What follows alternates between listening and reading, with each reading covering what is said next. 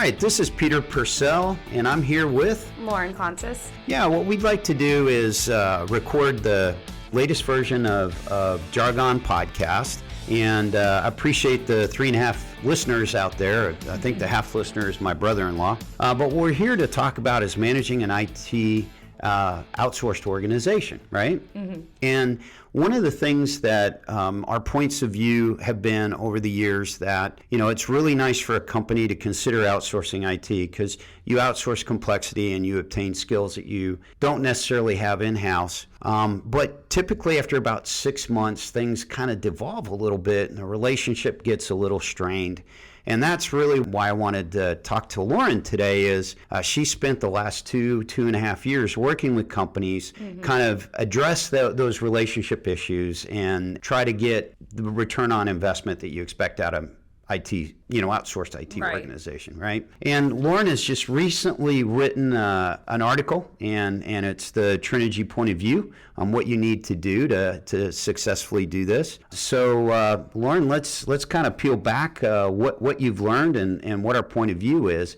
Sounds like there's 3 major things that you can do, and could you run through those real quick? Sure. So the first one, probably one of the most important ones, is outsourcing responsibility, not accountability. The second one is making sure your asset and change management practices are streamlined across both internal and external resources. And then the last one is leveraging KPIs and feedback loops to drive success and kind of use them for ongoing management of your vendor partner. Okay. Well, that sounds like 3 fairly simple things. A little bit of jargon-y, but that's okay. We'll a lot of jargon there.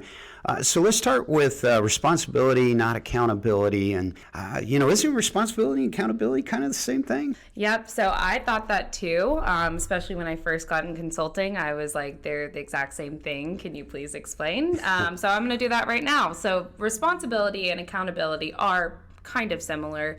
Let's take 2 parties. One party is responsible and one is accountable. Both parties might have certain tasks that they are required to do within a process, a project, whatever we're trying to define roles and responsibilities around. But the accountable party will always be held liable for if the project goes wrong, if it goes right. They're the ones that are ultimately accountable for the success of whatever that step in the process is.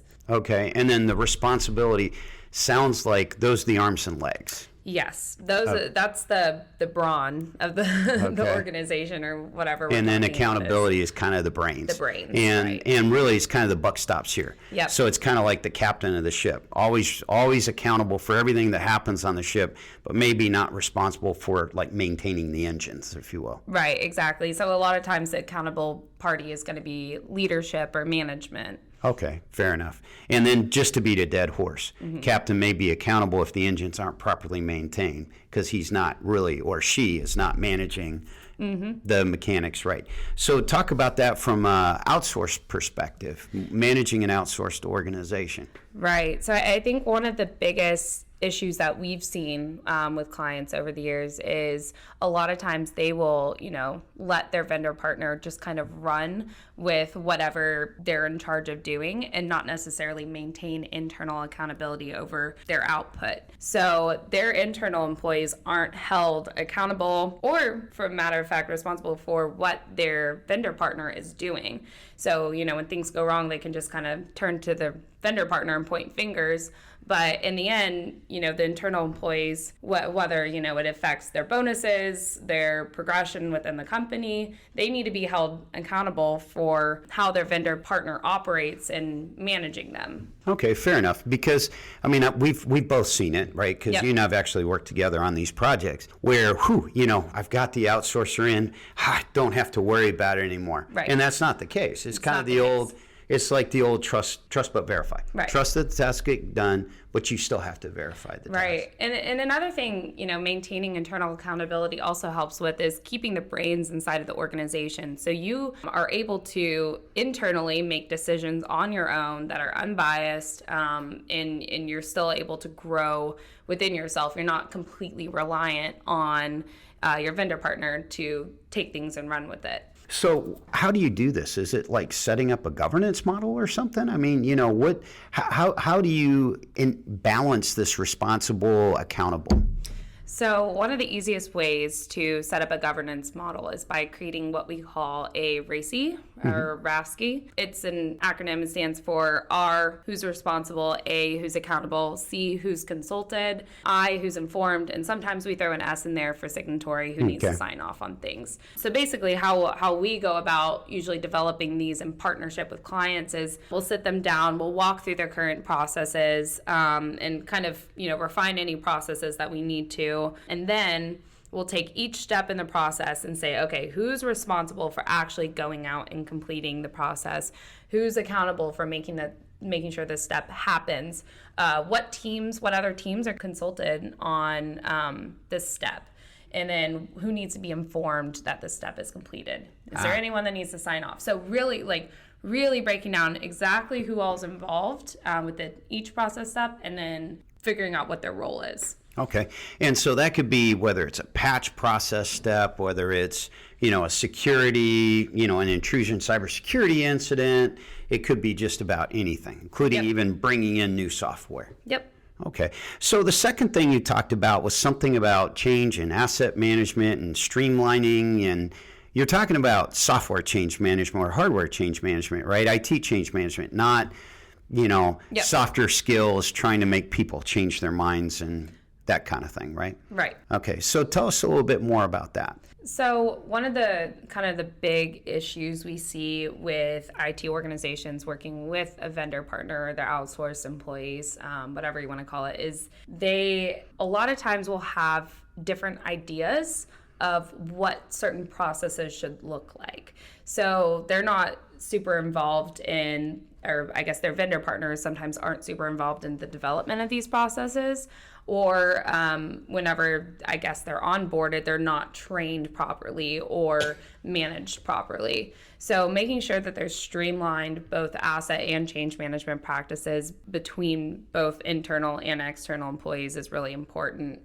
I think regarding asset management specifically, a lot of times it's a lot about maintaining the CMDB, whatever your inventory set is, and making sure it's being maintained the same way both across internal and external employees. And it's kind of used as a one source of the truth. Because another issue we've seen too is vendors kind of using alternative sources as their inventory and maintaining it separately with completely different IT change management practices. So long story short, just making sure everyone's on the same page. Okay. Well, and you're circling the CMDB, which is Configuration Management Database. We actually have done a podcast and a series of articles about the importance of that. But to summarize it is your central source of truth in terms of your assets. What assets do you own? What hardware do you own? What software do you own? What software sits on which hardware, et cetera, which is key, I'm assuming, to maintaining things. Mm-hmm. In your article, you talk a little bit about commissioning and decommissioning. Can you kind of explain why that's so important? Right. So whenever assets are commissioned or decommissioned, a lot of times vendor partners will be the ones responsible for updating the configuration management database that we just talked about. And so when you don't have a clear idea of what your inventory looks like from an internal management perspective, it can be difficult to have to rely on the vendor partner just to say, hey, this data is completely updated and accurate. And that kind of goes back to maintaining internal accountability over that. But I think with that, the most important thing is making sure that when an asset is commissioned or decommissioned, all the right steps are followed in the process, and discovery rules are updated, especially when things are commissioned. Okay. So it sounds like, and you and I've seen this, where the importance of the CMDB is being able to know what you own, where is it, so that I can do things like setting budgets and the like. And then it sounds like from a commissioning and decommissioning perspective, it's bringing assets in, taking assets out. In outsourced agreements, sometimes the outsourcer can bring in assets without your knowledge, essentially. And also, they need to retire assets. So that way you know what you're paying for, and then on retiring the asset side, you're not paying for stuff you don't need. Right. Okay. And that's why those two processes of maybe 50, right, that comprise IT, or 500 are so important to point out. Well, the last thing that you mentioned is something around KPIs and feedback loops, and is KPI like Kentucky Fried Chicken and feedback? What?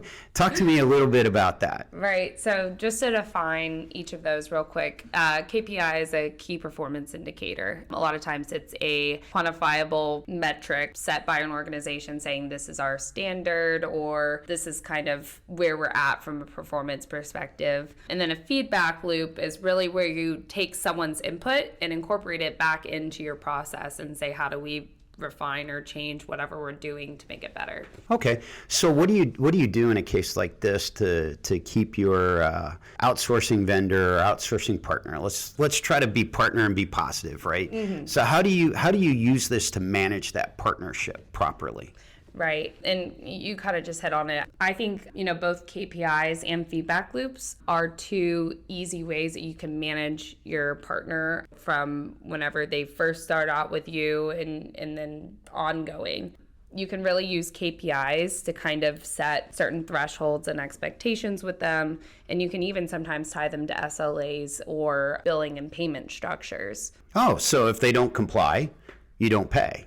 Yeah. Oh, okay. Pretty much. I like that. But one thing you want to be careful with about KPIs is you need to be flexible to a certain extent on them, because sometimes, things will happen outside of everyone's control. Cybersecurity attacks, or, things. Power outages, storms. So sometimes if those, for example, mean time between failures, sometimes those things are out of people's control. So you don't want it, external events to impact the way your partner's billing. Oh, that's fair.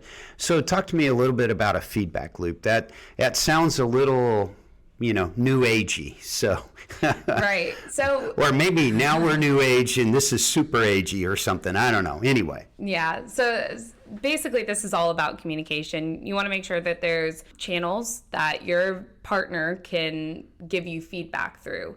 And a lot of times this is just, regular communications, regular touch bases, check-ins. You want to make sure you set the cadence for that.